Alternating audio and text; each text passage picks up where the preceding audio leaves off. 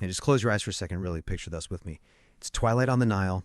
The river's all bronze as the sun goes down. Palm trees are swaying, and the air is warm, soft. You can smell the earth in the water. Maybe a little felucca boat drifts by, sail catching the light, herons moving over by the banks. This is ancient Egypt, thousands of years back. And then your eyes lift up past the green fields. There they are, rising into the sky. The pyramids, just huge triangles of stone, almost like mountains, really, dominating everything. Welcome, everyone, to the Deep Dive. Today, we're going deep. We're getting into the enduring mystery and just the sheer majesty of the Pyramids of Giza. We want to explore what makes these ancient structures still so captivating, right? After thousands of years, we'll try to cut through some common ideas, get to the heart of it. Yeah, our mission today is definitely to go beyond just the postcard view.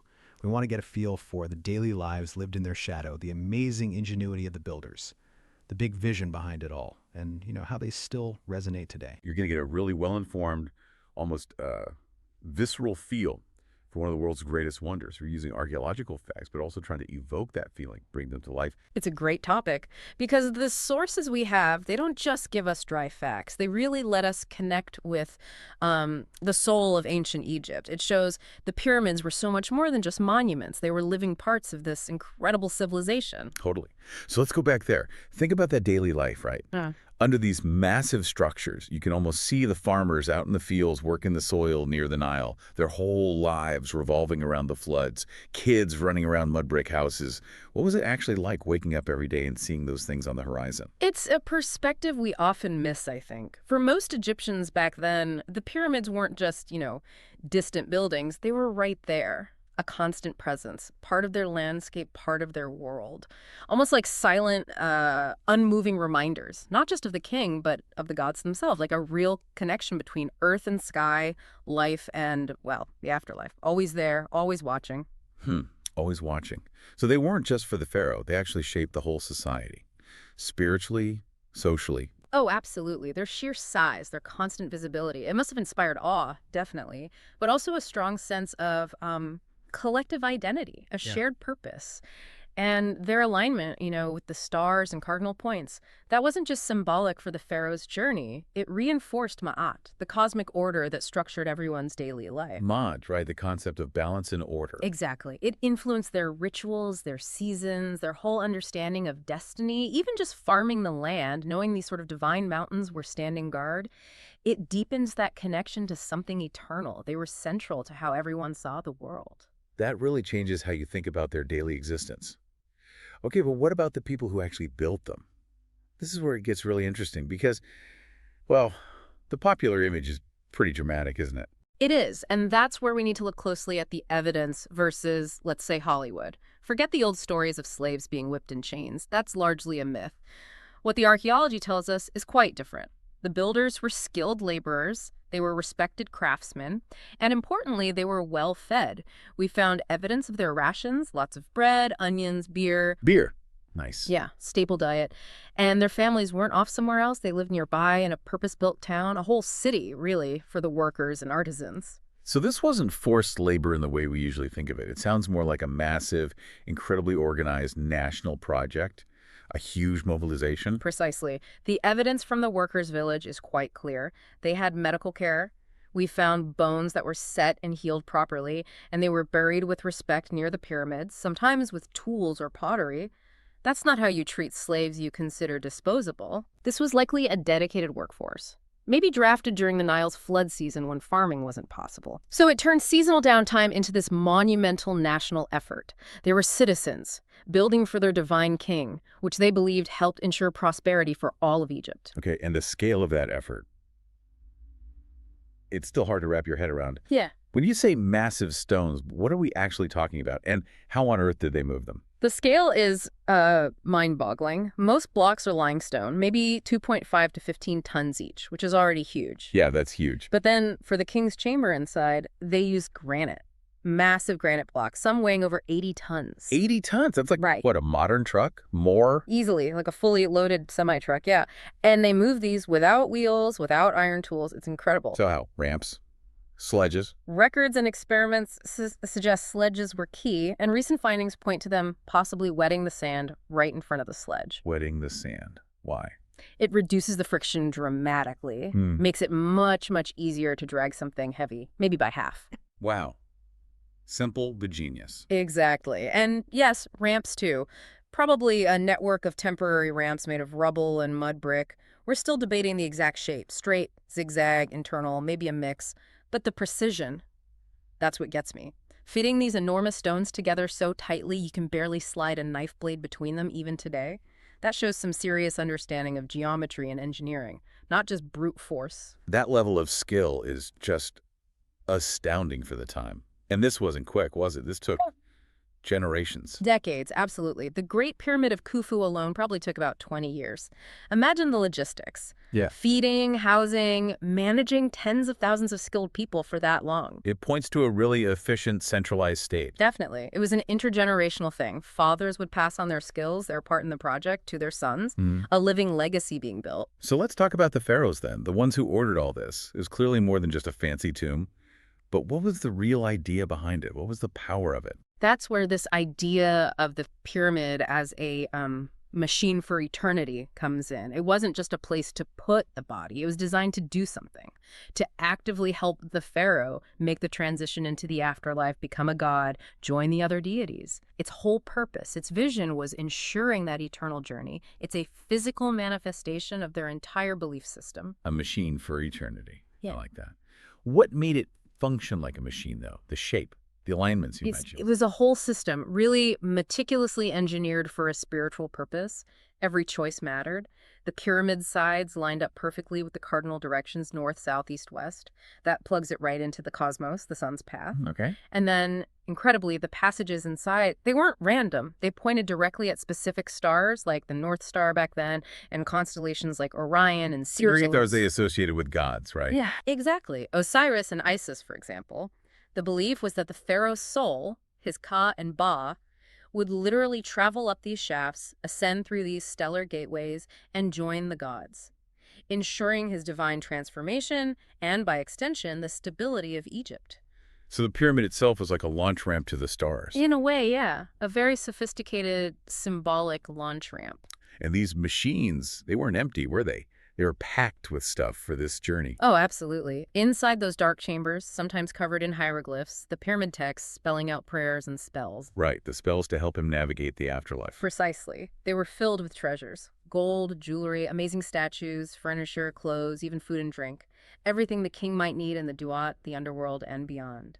They even buried full-size cedarwood boats nearby, disassembled but ready, for his journey across the sky with the sun god Ra. Wow. Boats, too. But really, the ultimate treasure was the pyramid itself. It was this massive, permanent statement. The king's power, his divinity, doesn't end with death. It endures. It anchors cosmic order. It's like a prayer made of millions of tons of stone. Okay, let's jump forward now, through thousands of years. Imagine standing there today, maybe at night, at the base of Khufu's pyramid, the Great Pyramid. The desert's quiet, the stones are cool. You look up and it just towers over you. It used to have that gleaming white casing stone, maybe even a gold capstone, shining for miles. And the stars overhead. Just brilliant. You really feel the weight of time, don't you? How have they survived so long? And that stillness, that's when it hits you. The sheer amount of history these things have seen. Empires rose, fell, Alexander the Great stood there, Rome ruled Egypt. They've been through sandstorms, earthquakes that flattened other monuments, long stretches where people forgot why they were even built. People must have made up all sorts of stories about them over the centuries. Oh, completely. The Greek historian Herodotus wrote about them, full of wonder and maybe some tall tales. Later, Arab scholars tried to measure them, thinking they held ancient secrets or maps to treasure. Travelers called them mountains of stone. Some thought giants built them, or gods, or maybe they were giant green stores, like in the Bible story. And people were taking stones from them too, right? For other buildings. Yeah, for centuries, that smooth outer casing of Tura limestone was quarried away to build mosques and palaces in Cairo. So they looked quite different originally, smooth and white. But through all that, the core structures just endured silently. They didn't explain themselves, they just remained. A constant feature in a world that kept changing. And even today, they have this incredible pull. Millions of people come from all over the world. You see everyone just standing there looking up, feeling small, taking pictures, whispering. But the pyramids themselves, they seem totally unfazed, unchanged. And that's the power, isn't it? They don't need to shout. Their very existence tells this incredible story about human ambition, deep faith, and that fundamental human desire to reach for something eternal, to leave a mark that outlasts us. They're like a memory carved in stone, a reminder of what people can achieve when they have a powerful, shared vision. They kind of challenge us still. What will we leave behind? So we've journeyed from life on the Nile right up to the pharaoh's grand vision, looked at the incredible builders, and traced their story through millennia. The Pyramids of Giza, they're clearly so much more than just stone. They really are this profound testament to human aspiration, our search for meaning. Yeah. And as you think about all this, maybe try that visualization again. Imagine you're lying there on the cool sand at Giza's edge. Stars everywhere. The pyramid beside you like this ancient guardian, its shadow stretching out. You can almost feel the thousands of years settling around you. Peaceful, though. The world feels vast. Time feels endless. And for a moment, you're connected to both. The pyramids endure. And maybe in that silence you find a kind of stillness, something that links you, just briefly, to the eternal. A quiet echo, maybe, of the human spirit reaching for something beyond itself. Welcome to the Deep Dive. Today we're tackling one of those truly ancient puzzles. Stonehenge. It's a name everyone knows. Exactly. Yeah. A mystery that's captivated people for, well, millennia. We're diving deep into some great source material today titled Stonehenge, an Enduring Mystery. And the goal isn't just facts and figures, right? Not at all. We want to really uncover the key insights, sort of feel the history, appreciate all the layers. So you, listening, walk away with a much richer picture. Right. So let's start by setting the scene. Imagine you're there. Salisbury Plain, dusk. Big open space, rolling green grass. Yeah, stretching out, the air's cool, maybe you smell the earth, some wildflowers. And then you see them. Stonehenge, these huge, dark shapes rising up against the sky. Weathered, ancient. Older than history itself, really. Standing in that perfect circle like they're guarding something. It's powerful imagery. And what's fascinating, I think, is how that sheer presence just hits you. Instantly transports you, doesn't it? It does. It makes you ask, who and why? How did they even do this? Those are the big questions. And that's what this deep dive is all about. Exploring those questions, looking at what the evidence tells us. Okay, so let's get right into it. The builders. Because this is where it gets really mind-bending. Those builders, yeah. The source material really drives home the sheer scale of this. We're talking about people thousands of years ago. Right. Long before cities, written words, certainly in that part of the world, Neolithic, early Bronze Age communities. And the labor involved, it's almost impossible to grasp. It really is. Yeah. Think about dragging these enormous stones miles across the countryside. And not just from nearby, right? The source mentions some came from incredibly far away. That's one of the most amazing parts. The blue stones, those smaller ones in the inner circle, Yeah. they were quarried in the Presley Hills in Wales. Wales. That's, what, over 150 miles? Exactly. Over 150 miles away. And the source suggests they might not have just dragged rough blocks. What do you mean? Well, there's evidence suggesting they might have been pre-dressed, shaped, basically, at the quarry. Before they even started moving them. Potentially, yes. Imagine the planning, sculpting a multi-ton stone, then figuring out how to transport it. Across hills, rivers, maybe even by sea. That's part of the theory. Maybe rafts or boats along the coast, then up rivers like the Avon, then overland again.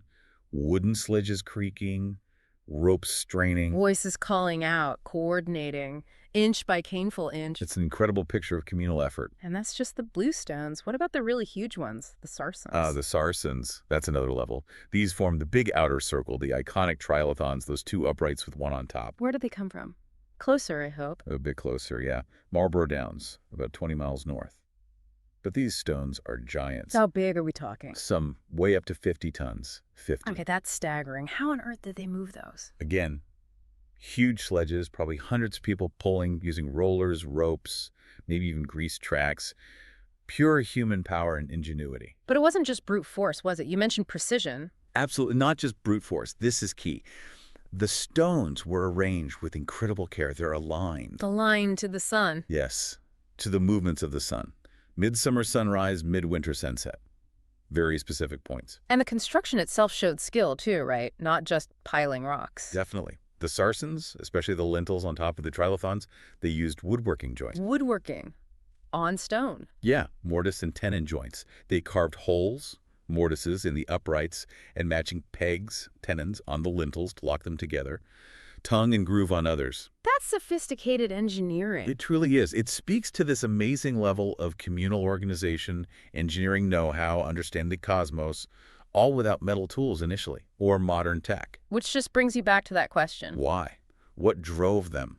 What belief, what purpose could possibly justify this immense, generations-long effort? It had to be more than just building something impressive. It leads us into the rituals, the community, the meaning behind it all. Exactly. It wasn't just a monument. The evidence points to it being a dynamic, living center. So what does the source, Stonehenge, an enduring mystery, tell us about these gatherings? What was happening there? Well, the alignments are the big clue. Right. Summer solstice sunrise is the famous one, framed perfectly. Probably everyone knows that one. But the source stresses the midwinter sunset alignment is just as important, framed by the biggest trilithon. So marking both the longest and shortest days. Precisely.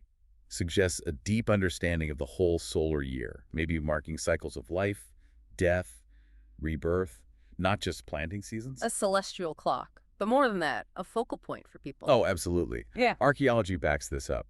Huge amounts of animal bones found nearby, especially pig bones. Pig bones. Why is that significant?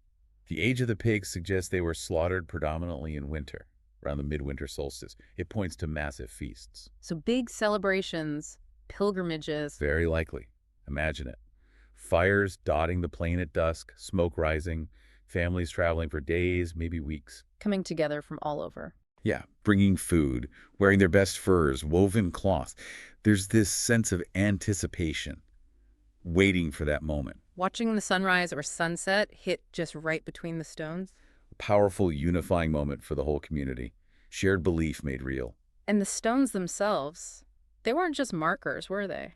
For these people, probably not. The source touches on theories, especially about the blue stones, that they were seen as having special properties.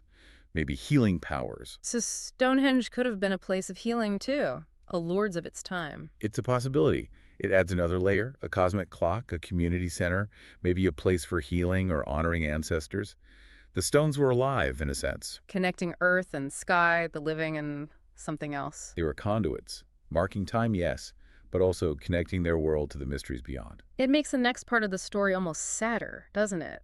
How that deep meaning started to fade. The silence of centuries, as the source calls it. It happens. How did that original purpose get lost? Well, time passes. The original builders' direct descendants eventually faded or integrated with new groups, like the Beaker people. Did the newcomers not use the site? Oh, they likely did, but perhaps without the full understanding of the intricate astronomy or the specific stories the original builders told. Oral traditions weaken over centuries. So the knowledge just eroded. Gradually, yes. The huge stone circle was still there, obviously. You couldn't ignore it. But its precise meaning grew hazy. And into that gap comes Myth, legend, the human need to explain the unexplainable. right. If you don't know the real story, you make one up. Exactly. And the source mentions some classic ones. Giants, for instance. That seems logical in a way. Only giants could move those stones. Or later, in medieval times, the story shifted. It became Merlin, the wizard. Merlin, using magic to bring the stones from Ireland. That was the popular legend for a long time. Geoffrey of Monmouth wrote about it. It captured the imagination. So these myths weren't just fairy tales. They were attempts to make sense of this massive ancient thing in their landscape. Absolutely. They were how society grappled with something so old, so impressive, so silent about its origins, giving it a narrative. And through all that, the changing peoples, the fading knowledge, the layers of myth, the stones just stood. Unmoved, catching the sunrise, the sunset, holding their secrets. It really makes you think about how we understand the past, doesn't it? It does. It shows how these foundational places endure physically, but their meaning can shift dramatically. They become canvases for new interpretations. So history isn't just lost, it's actively rewritten or reinterpreted by later generations. In a way, yes. And it raises that question for us looking back now. How much of our history is solid fact, and how much is the most compelling story we can build from the fragments we have? A really important question. And yet, despite the lost meanings, the myths, Stonehenge still draws people. That thread hasn't broken. Not at all. That leads us to the modern pilgrimage. The pull is still incredibly strong. What does the source say about today's visitors? How do people experience it now? Millions come every year from all over the world. It's a global icon. And when they get there? There's a sense of reverence. People get close. They touch the stones. You can feel the texture, the history, carved by wind and time. Is there still that quietness you mentioned earlier? Often, yes. People whisper. It's like they instinctively feel they're in a place that demands respect, that holds something profound. It transcends culture. It connects them to something ancient, something huge. Definitely. And it's not just looking. The ritual aspect persists. The solstice gatherings. Absolutely. On midsummer morning, huge crowds still gather. Thousands of people. Wow. Millennia later, they're still doing it. Still watching the sun come up, waiting for that light to slice through the stones. It might be different reasons now, spirituality, curiosity, tradition, but the act continues. That unbroken thread, it's quite moving. It really is. It shows this deep, maybe even primal, human need to connect to the past, to the cosmos, to something bigger than ourselves, even if we don't fully understand the original why, the where and the when still resonate. What an incredible journey. From picturing that dusk scene to grappling with the builder's feat. Unpacking the engineering, the alignment. Seeing it as a living center for rituals and community. Then tracing how that meaning blurred into myth over silent centuries. And finally seeing how that ancient pull endures today in this modern pilgrimage. This dive into Stonehenge, an enduring mystery, really highlights the ingenuity, the mystery, but also that persistent human connection across vast stretches of time. It really does. So maybe tonight, as you're winding down, take a moment. Yeah. Picture yourself back on that plain, lying in the cool grass. The stones are there, these huge, dark shapes against the night sky. Stars wheeling overhead, slow, patient. You feel the earth beneath you, solid, grounding. And the stones, they keep their secrets, they always have. But there's silence, there's stillness. Maybe it can become your silence, your stillness, just for a moment. In that kind of presence, maybe there's a different kind of knowing. As ancient and deep as the stones themselves. And that prompts a thought, doesn't it? What other ancient wisdom, what quiet truths might be waiting in the landscapes around us? If we just paused. If we allowed ourselves that stillness to really listen, like Stonehenge invites us to. What silent messages are waiting to be heard? That's the question to ponder. Find those moments. Find that stillness. Connect with something deep. Maybe that's where we find our own ancient truths. Welcome to the Deep Dive. We're here to plunge into some truly captivating stories and really pull out those nuggets of knowledge that make you feel informed. Definitely. And today, wow, we have an extraordinary journey ahead. We're looking into an astonishing discovery that didn't just tweak history books. It fundamentally reshaped how we see ancient civilization.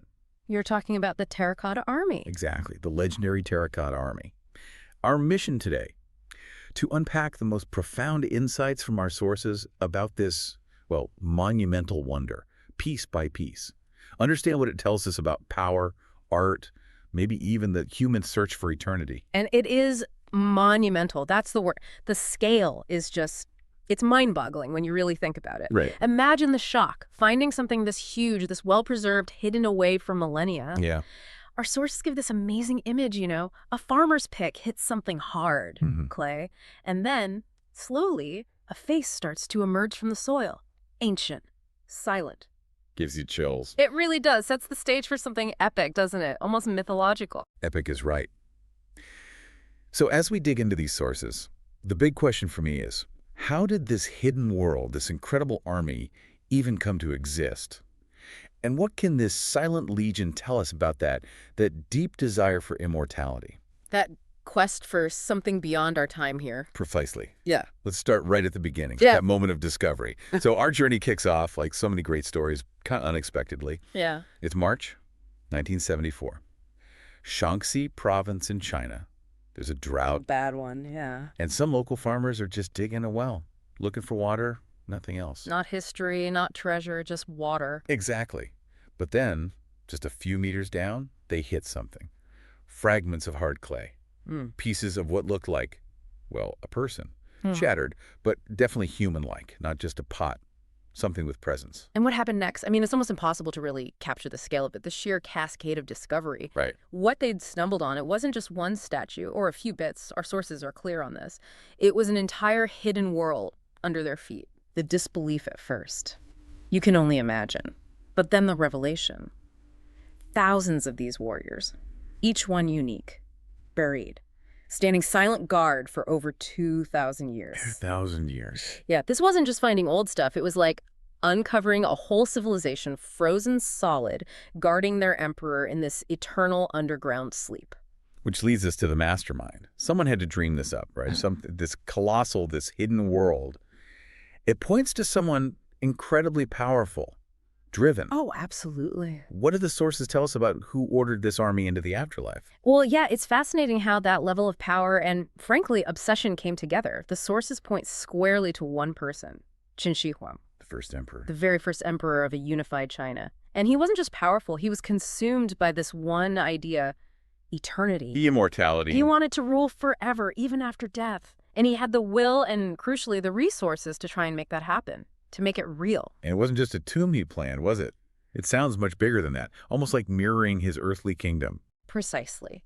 His plan, as the sources detail it, went way beyond a simple burial spot. He ordered this huge underground complex designed to be a complete replica of his afterlife empire. Meticulous detail. Subterranean palaces, simulated rivers of mercury. They thought mercury might grant immortality, you know. Okay.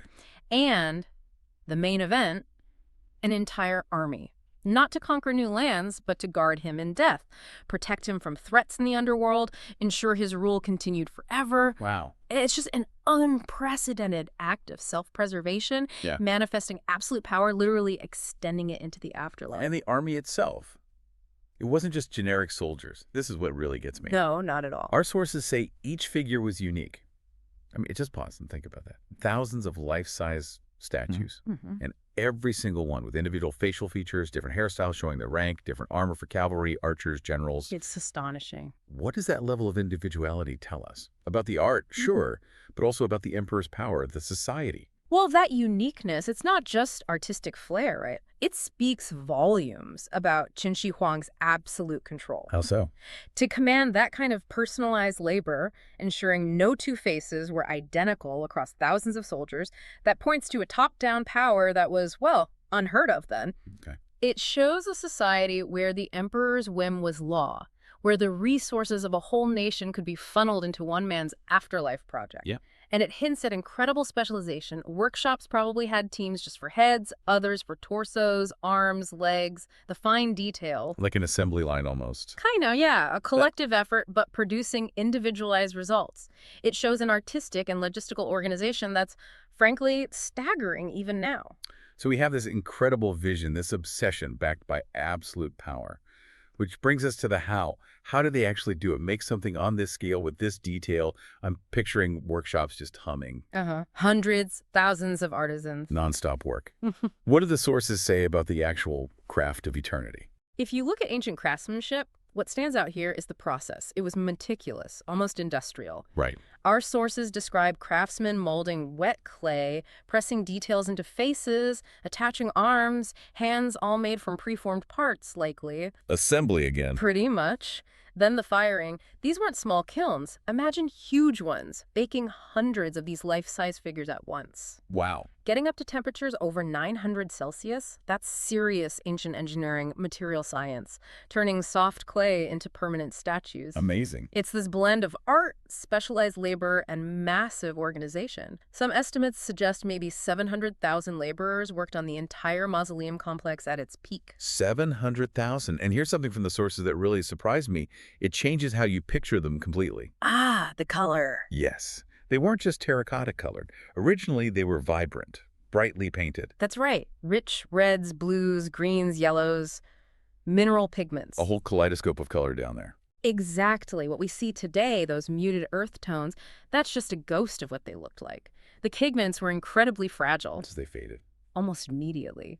Once exposed to air after excavation, they just flaked away or oxidized. It's a reminder, isn't it? Even the biggest attempts at eternal glory face time's erosion. Makes you realize the army wasn't just a monument, but this incredible masterpiece of artistry, devotion, and maybe perishable beauty in a way.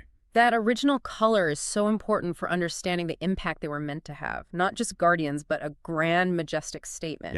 Which raises the question, after all that work, that creation, what happened then? Emperor dies, underground kingdom is sealed. What about the soldiers? The answer, profoundly, nothing. Oblivion. Stick- For 2 millennia, they just waited. In absolute darkness, absolute stillness, untouched, unseen. 2,000 years. Buried deep. A dormant army in a hidden world, watching over an emperor who was long gone. Just legend. That's silence. Oh. It's almost deafening when you think about it.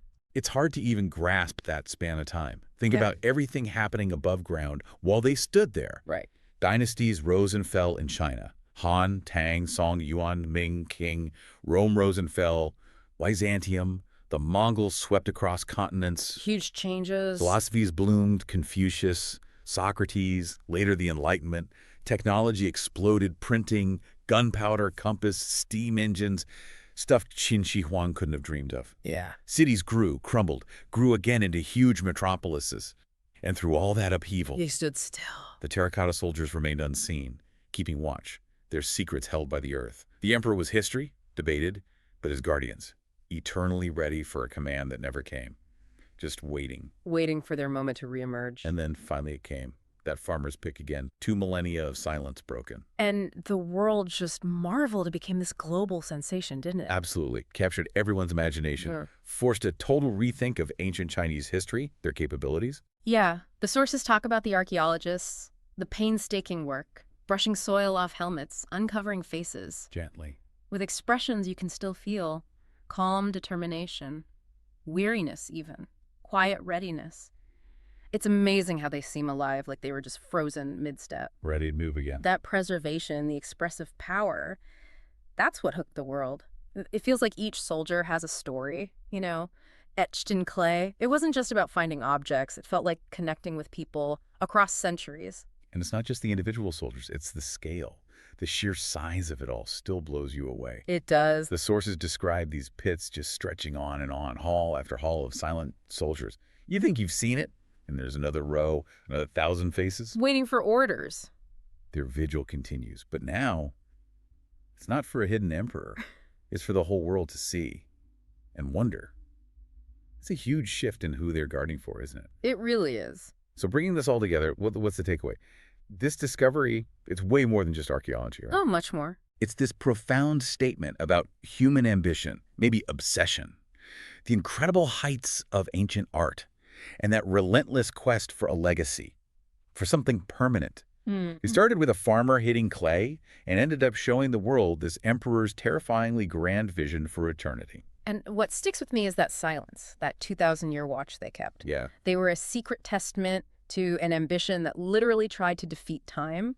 And their emergence connects us directly to that idea that some human projects, driven by this quest for an eternal presence, can manifest in ways that just astound us millennia later. They preserved more than just a tomb. Exactly. A snapshot of a civilization's power, its art, its fears, its desires. And now they stand watch for us, teaching us. A reminder of what human ingenuity, focused by one vision, can achieve and leave behind. Which leaves a pretty big thought for you, the listener, to mull over after this deep dive. What does it really mean for one person's vision to stand guard for 2,000 years and then emerge to keep watching, shaping how we think about eternity, about legacy? It's powerful. And maybe what other silent guardians, what other hidden worlds might still be out there, just beneath our feet, waiting for their moment to come out and maybe change our understanding all over again. It's a humbling thought, isn't it? Definitely. That so much history, so many stories could still be dormant, just waiting to tell us something new about who we were and maybe who we are.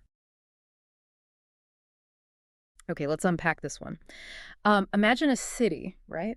But not just built, actually carved into the side of a mountain, way up high above the clouds. It's a place that just sort of whispers tales, ancient civilizations, enduring mysteries. Today we're doing a deep dive into the incredible story of Machu Picchu. Based on the sources we've looked at, our mission really is to explore where it came from, its purpose, which seems to be many things, why it was abandoned, which is still kind of puzzling, and then how it was dramatically rediscovered. We want to uncover what makes it such a timeless wonder. There are quite a few surprising facts and layers here. Yeah, and what's really captivating right from the start is how these sources, they don't just give you dry historical facts. They almost immediately transport you. You get this vivid picture, almost cinematic, of this just awe-inspiring place. They really invite you to think about all the different layers, the history, the meaning. It goes way beyond just, looking at ruins. It's a testament to human ingenuity, deeply tangled with nature, and a really profound cultural statement. So our journey kicks off high in the Andes of Peru. It's a trek the sources describe with such sensory detail, you can almost feel it. Picture clouds like curling like waves around these jagged peaks, and the air thin, cool, filled with that smell of damp earth and mist. There's this stone path, worn smooth over centuries, winding upwards. Every step feels like a deliberate climb towards something extraordinary. It builds anticipation, doesn't it? Not just for a place, but for some kind of revelation. Exactly. And then, as dawn breaks, that classic Andean fog starts to lift. It does this slow, dramatic dance, peeling back to reveal something utterly spectacular, not just buildings, but whole terraces carved right into the mountainside, walls of stone just rising organically from the green. It's that breathtaking moment, where the hidden suddenly becomes visible. It's a view that stunned people for generations. And the sources really hammer home the precision, don't they? That stonework. Oh, absolutely. The way these enormous, kind of irregularly shaped blocks were cut so perfectly, apparently without metal tools, that they fit together like a jigsaw puzzle. That ashlar masonry technique. You often can't even slip a knife blade between them. It really makes you rethink what ancient engineering was capable of. It absolutely does. That sense of, wow, how did they do that? Really comes through. And the sources highlight just how deliberate that whole journey, the visual experience was. Yeah. Stepping back, what this really tells us is that the climb to Machu Picchu wasn't just functional, like getting from A to B. It was symbolic. It was like climbing into a sacred, isolated world.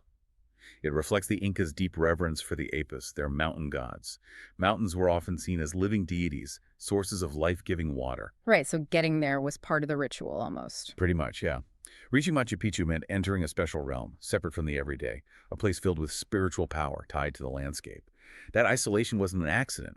It was key to its design, reinforcing its unique, powerful status. Okay, so let's get into the city itself.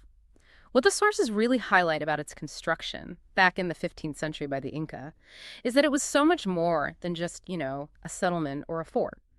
It was a sophisticated sanctuary, definitely a place of worship, a pretty advanced astronomical observatory for the time, and just showed this deep, integrated connection to the sky, to the cosmos. And these functions weren't separate, were they? They were all woven together. Exactly. For instance, the sources suggest this was likely a royal estate for Emperor Pachacuti, like a sacred retreat, a place where he could cement his connection to both the land and the heavens, which would make it a potent symbol of imperial power, but deeply tied to spiritual purpose, not just a regular city. You see that connection everywhere in the layout. You do. The Temple of the Sun, for example, it lines up almost perfectly with the sunrise during the winter solstice. That was a huge deal in the Inca calendar for agriculture and everything. And the sources even suggest things like the Intihuatana stone, the hitching post of the sun, were basically advanced tools, observatories allowing priests to track the sun, predict seasons, with amazing accuracy. It's incredible, that blend of science and spirituality. Which brings up a key question from the sources. How did they actually achieve that level of precision?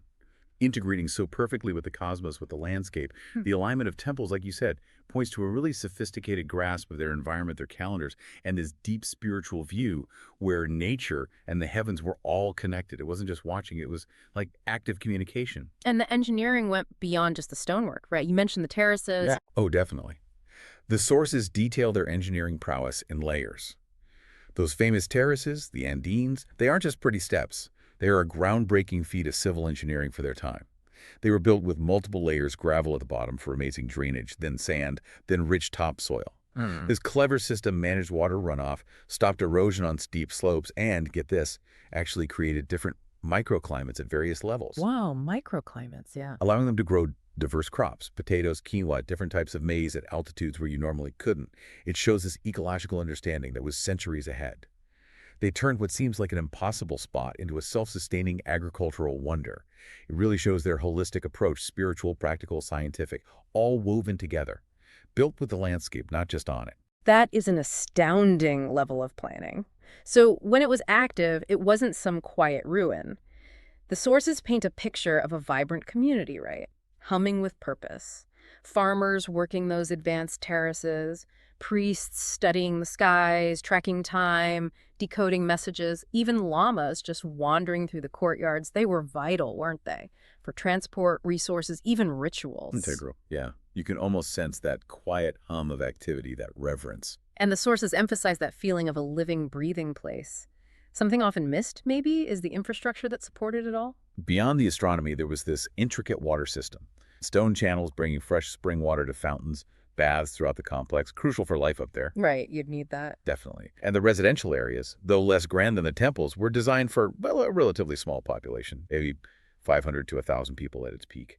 Mostly the elite, priests, skilled workers. It's not a huge city, but a highly specialized, sacred, and productive retreat, reinforcing that idea of it being a key imperial and ceremonial center tied closely to Emperor Pachacuti. But then, silence. A really stark, unsettling silence falls over this place.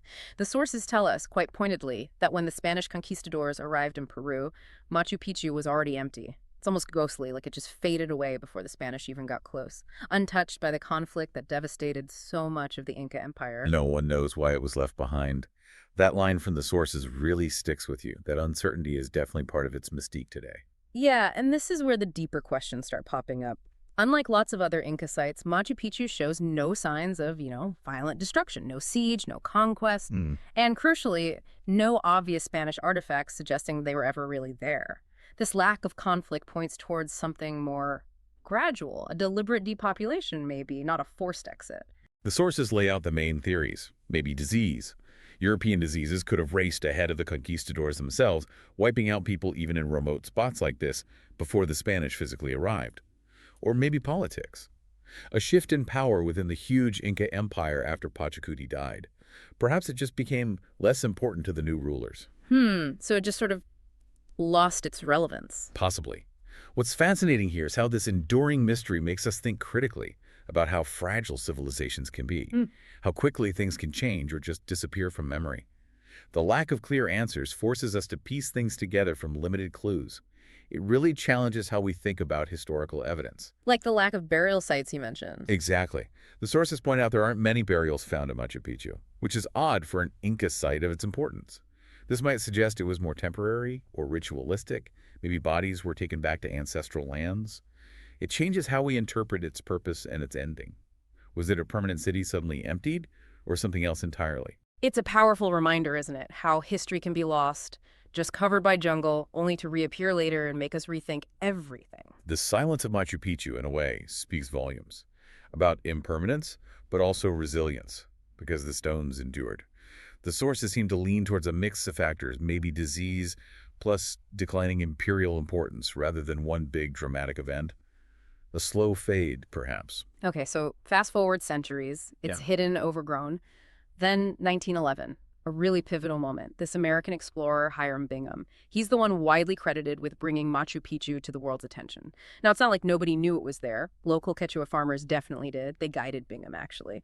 But his expeditions, backed by Yale and National Geographic, and his articles, they just ignited global fascination. Suddenly, the hidden city wasn't hidden anymore. It became this global marvel, an archaeological bombshell. Yeah, the impact was huge, immediate. Scholars were just floored by the construction. How did they build this here without mortar?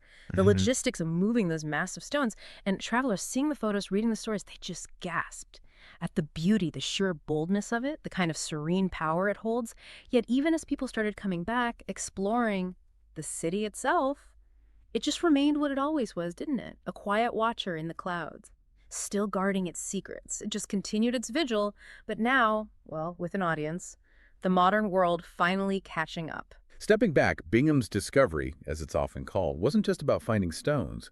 It was about reintroducing this incredible example of human ingenuity and resilience to the wider world, especially the West. What's really compelling in the sources is how it forced people to rethink what ancient civilizations, particularly in the Americas, were capable of. It challenged a lot of assumptions. It forced a reevaluation. Absolutely. Of history, architecture. Yeah. It showed this sophisticated planning, engineering, spiritual integration that was just mind-blowing. It expanded our whole understanding of ancient achievements, gathering quite a few Eurocentric biases at the time. But the sources also touch on the complexities, right? It wasn't just a simple discovery. No, not at all. While Bingham definitely popularized it, his methods, and especially the removal of thousands of artifacts to Yale, While that sparked decades of debate and controversy. Still does, really. It brings up big questions about cultural heritage, indigenous rights, the ethics of archaeology back then versus now. It's not just what was found, but how, and whose story got told, whose artifacts were taken. It reminds us that history has multiple perspectives, especially when it comes to ownership and interpretation. That's a really important layer. Okay, so we've journeyed through its creation, its purpose, that puzzling abandonment, its reemergence. How does this all kind of coalesce for someone wanting to really feel the spirit of this place? The sources give us this really evocative invitation. Imagine Machu Picchu at night. Picture it. The crowds are gone. The mountain is just silent. Yeah, completely different atmosphere. Totally. The tourists have left. The mountain feels vast and quiet. The air's still cool, maybe a bit mystical. And the stars. Oh, the stars blaze overhead, brighter than you'd ever see in a city. It gives you that profound sense of the cosmos the Inca were so tuned into, right from these very stones. Mist drifts through the walls, wrapping temples in silver, softening the edges. Ethereal. Like ghosts of the past moving through. Yeah, almost. And then a little detail to ground you. A llama shifts quietly in the grass somewhere nearby. A reminder that life, quiet and enduring, still goes on. And the stones themselves, fitted so perfectly, seem to almost breathe with the mountain. A testament to that incredible strength, that harmony between human creation and raw nature. That nighttime view, it's more than just poetic, isn't it? It's almost like an analytical tool. In that deep quiet, when all the daytime noise fades, you can genuinely feel that connection between the builders, their incredible engineering, and the huge natural world they wove it into. It's like an aha moment that cuts across time. You're not just looking at ruins anymore. Exactly. You're feeling the ancient pulse. You start to grasp the deliberate choices they made, harmonizing with the sky, with the earth. It brings their worldview alive in a way the daytime hustle maybe can't.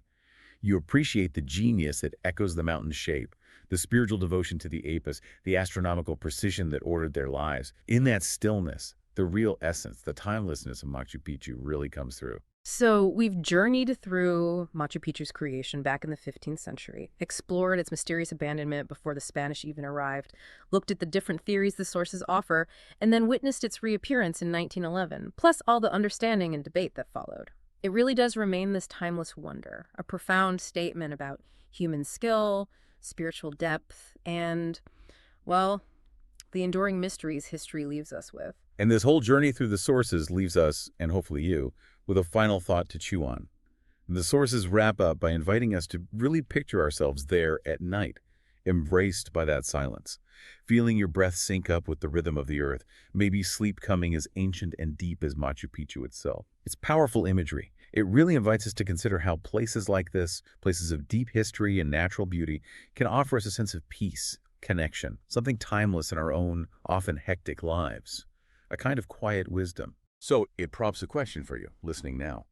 What ancient places, or maybe just quiet natural spots, in your own life give you that same feeling, that sense of steady, eternal connection, that deep inner peace? Something to think about.